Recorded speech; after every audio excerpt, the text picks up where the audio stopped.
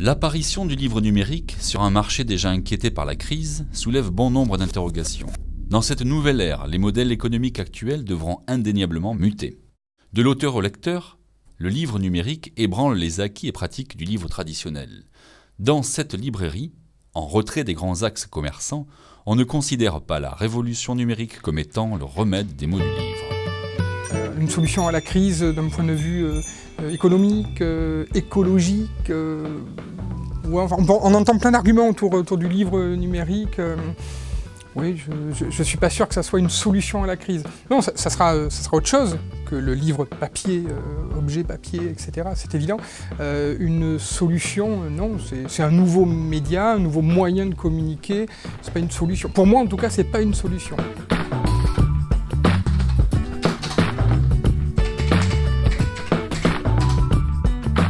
J'imagine que sur un moteur de recherche quelconque, si vous tapez bande dessinée, vous aurez d'abord les énormes sites avant de tomber sur les tout petits, donc ils n'auront aucune visibilité. On peut supposer que spontanément, ceux qui sont déjà énormément mis en place aujourd'hui, il n'y a pas de raison qu'ils ne soient pas énormément mis en place demain sur les e-books et des choses comme ça. Scaribou, bonjour.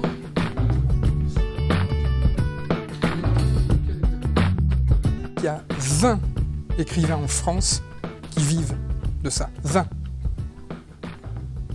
Ça paraît aberrant. 20 personnes qui ne vivent que de leur plume, que de ça. Moi, je ne suis pas payé par un éditeur en particulier. Donc, j'ai la chance d'être mon propre patron et de décider ce que je mets en avant ou pas. Je ne me sens pas capable de n'avoir dans ma librairie que du virtuel au bout du compte. Je ne m'en sens pas capable.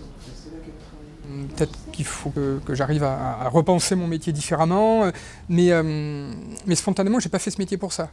Moi, si je suis devenu libraire, c'est pour le papier, pour l'objet, pour le poids des cartons, pour tout ce qu'on veut. J'ai un fils, il a 6 ans. Tous les soirs, il faut lui lire un livre. Tous les soirs, il se met devant sa bibliothèque, il regarde, et puis il dit « Tiens, celui-là ». Il prend celui-là et je lui lis. Si dans une génération, 2 générations, il n'y a plus que des e-books, comment est-ce que les enfants vont pouvoir choisir ? Nos enfants incarnent malgré eux les futurs consommateurs d'une ère peut-être non révolue. Ici, dans l'atelier de dessin de la manifestation Bulle en Haut-de-Garonne, les familles se projettent avec retenue dans le tout numérique. Ils ont dès tout petits des cours d'informatique et à la maison et à l'école. Ils ont cette chance-là de pouvoir avoir cet accès-là. Mais je veux aussi qu'ils aient contact avec le livre aussi, le papier, même s'il est important qu'ils soient au courant et qu'ils aient accès à tout ce qui est ordinateur, tout ce qui est technique de nos jours aussi.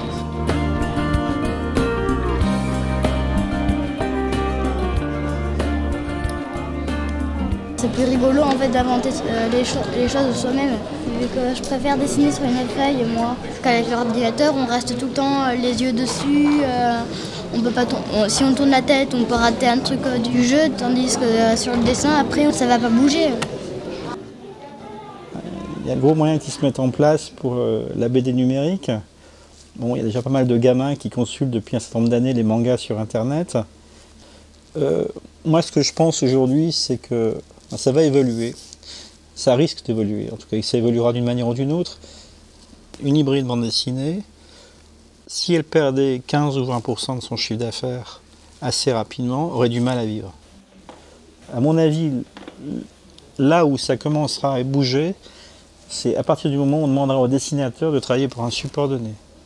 Aujourd'hui, je suis incapable de dire, à terme, à long terme en tout cas, quelle devra être l'évolution des librairies. Ce qui serait vraiment pas drôle, c'est que les librairies deviennent des musées.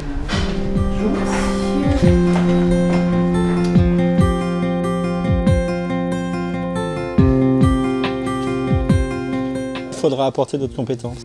Par exemple, aux États-Unis, maintenant, on retrouve la musique dans les librairies. La musique CD et vinyle. Et possiblement une diversification obligatoire de nos librairies. Ça, c'est à envisager. On a déjà un bar dans notre librairie, par exemple. Donc, voilà quoi.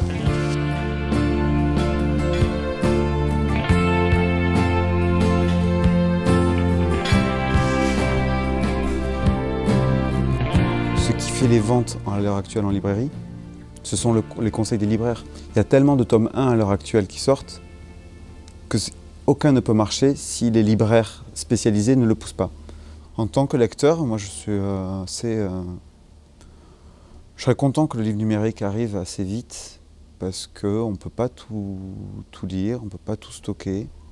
Mais les livres, c'est vrai que les livres sont de plus en plus beaux, des dos ronds, des cartonnés, des dos toilés, etc. Donc on revient à du beau livre pour les beaux ouvrages, des ouvrages assez travaillés. On risque d'aller vers une concurrence exacerbée entre le livre commercial tout venant qui va passer au numérique et le beau livre, la bande dessinée d'un auteur qui va travailler sa bande dessinée en couleur directe, qui va s'enrichir.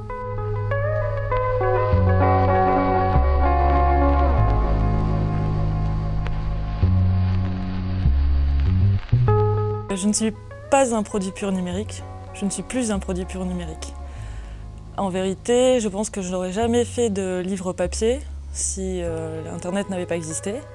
J'ai commencé à mettre des dessins en ligne, des bandes dessinées en ligne, et c'est comme ça qu'un éditeur m'a repéré. Si j'avais dû faire un projet pour démarcher les éditeurs, aller les voir, etc., je pense que j'en aurais jamais eu le courage, je ne me serais jamais sentie prête. Je suppose que les éditeurs sont en train de réimaginer leur métier en fonction des nouveaux supports numériques.